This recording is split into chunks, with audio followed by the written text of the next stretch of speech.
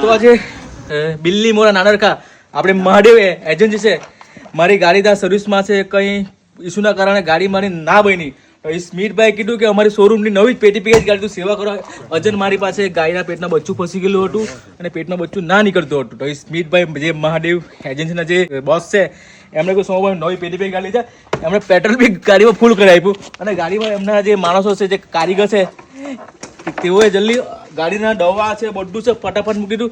આવી આપણી એજન્સી હોય અને આપણી બિલ્લી મનામ હોય, તમે આવી જગ્યા પર તમે જે પરચેસ કરી શકો. જેવું કે એ લોકો સેવામાં અને ધર્મનું કામમાં પણ આ યોગદાન ઘણું બધું આપ્યું છે.